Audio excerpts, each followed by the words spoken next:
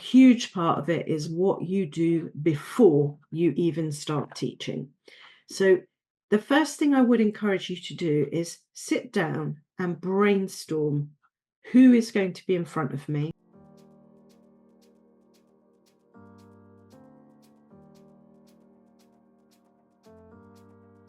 Hi, I'm Hedvig from Gallery Teachers. Welcome to our channel.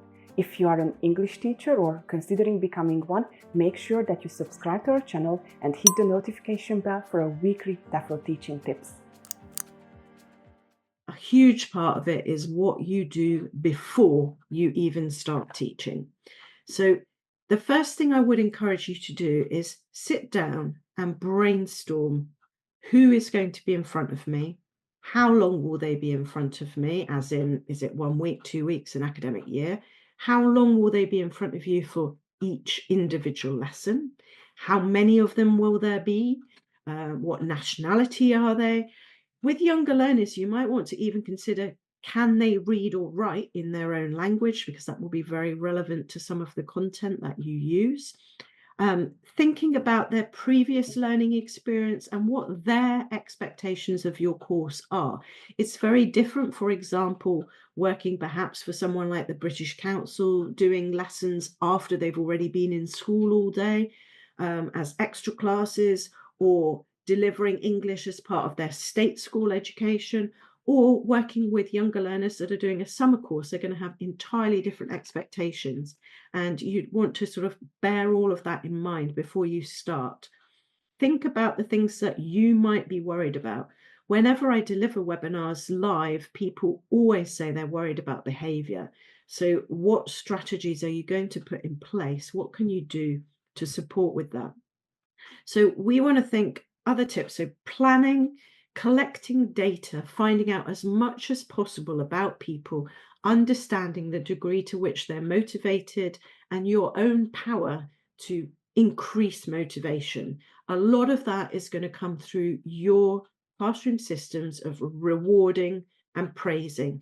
You might want to think, do you want to have certificates? Do you want to have stickers? Do you want to have those little stamps that you put on people's hands or on their papers to say, well done, great job? Are you going to have little prizes? What can you use to increase their desire to perform to their best? Think about how you're going to set high expectations. Bear in mind that young people, and in fact most people, really benefit from a routine. Doing the same thing, having a routine, means that you feel safe and you feel comfortable. So a young child might have a routine at home whereby they always wake up at the same time, they go and have a glass of water, they have their breakfast, they clean their teeth, they get dressed, etc. In the classroom, it is really useful to support with a routine. Might you want to start every single lesson with a little word game to recap some vocabulary? Do you want to have a quiet activity towards the end of the lesson, which is storytelling time? Are you going to include arts and crafts? Is it teenagers? Do you want them to create some activities? So think about what the routine can look like. Think about how you can show them that you are an adult they can trust and that you are in charge of the room. And that will be by thinking about how and where you place people. What is the layout of the room in terms of the chairs, the tables, or whatever furniture you have, and who will sit where? It is never a good idea with young learners to leave that to just chance, because that is going to set the climate for learning that you are in control, you're in charge. With my learners, I tend to move them quite frequently depending on the task. So if I see that certain people are going to be able to support each other better, I might move them around. If I want to be able to give my stronger students some extra challenge, I might put them on a table together. I'm not going to leave learners always in the same place all of the time.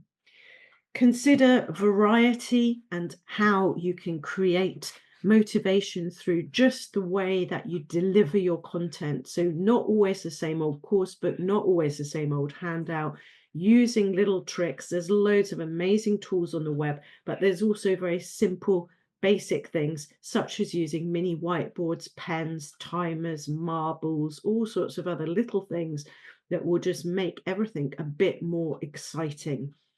constantly remind yourself, am I being relevant? Am I interested? Am I engaged?